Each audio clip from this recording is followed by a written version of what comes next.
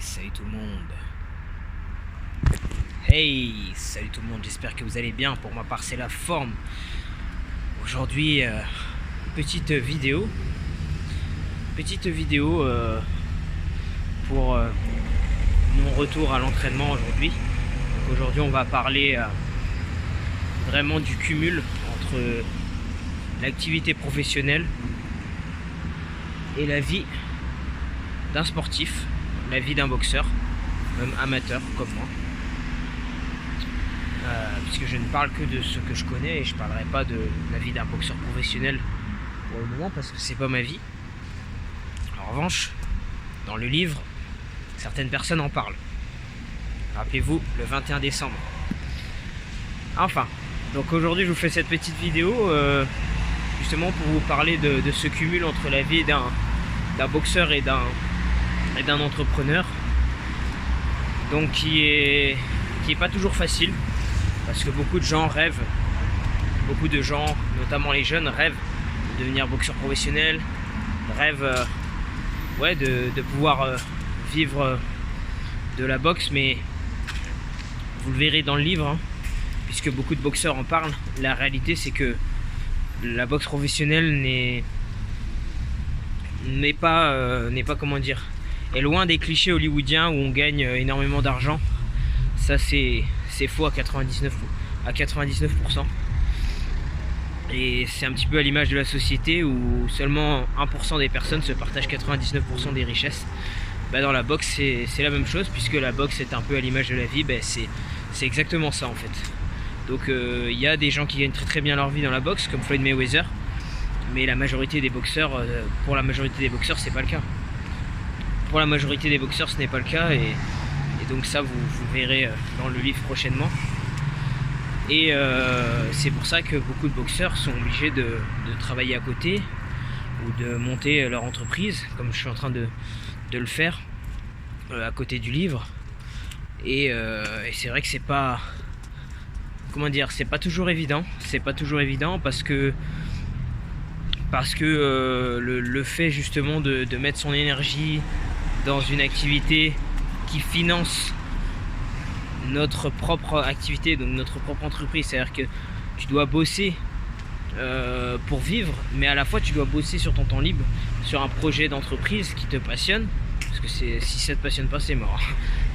Déjà c'est compliqué quand ça te passionne, alors si en plus ça te passionne pas, c'est pour ça, si vous n'avez pas vu ma vidéo sur la passion, je vous invite à retourner visionner la vidéo où je parle justement de la passion, parce que sans la passion c'est impossible de continuer, c'est impossible, mais vraiment impossible. Je suis de ceux qui pensent que tout est possible, mais là sans passion c'est pas possible. Donc tu dois bosser finalement, comme je disais, sur un métier qui va financer ton projet d'entreprise. Mais à côté, tu dois aussi bosser sur ta carrière. Donc c'est-à-dire que le peu de temps libre que tu as, tu dois le consacrer à ton entreprise et à ta carrière. Donc au début, tu fais que bosser en fait. Tu vois pas grand monde. Moi dans la vie, je suis très seul.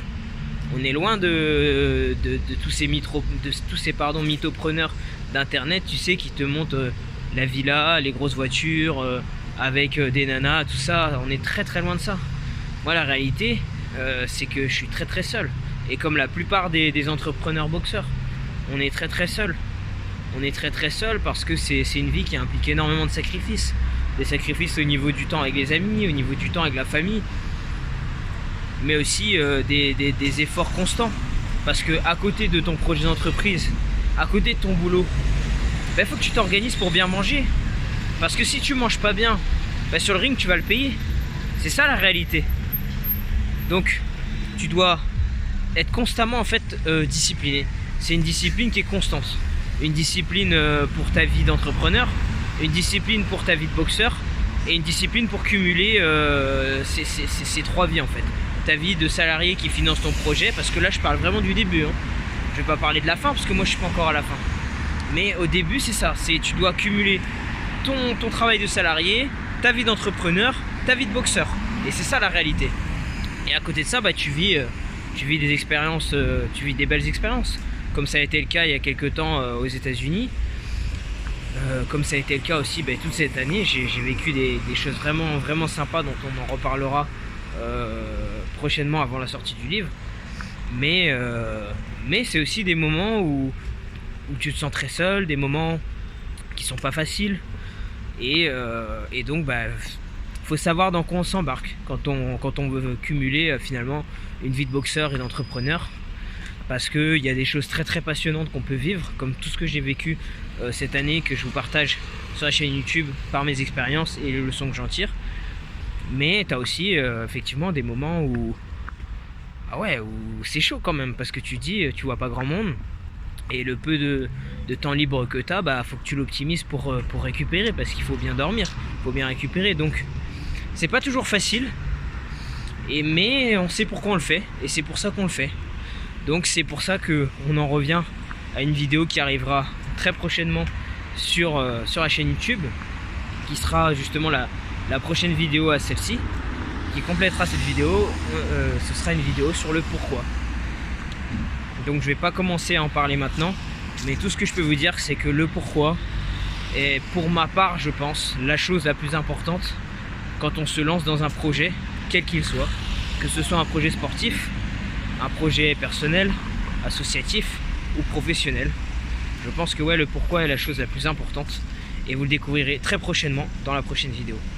Donc en tout cas, si mon contenu vous a plu et cette vidéo vous a plu une nouvelle fois, n'hésitez pas à vous abonner, et puis on se revoit pour une prochaine vidéo. Allez, ciao, à la prochaine.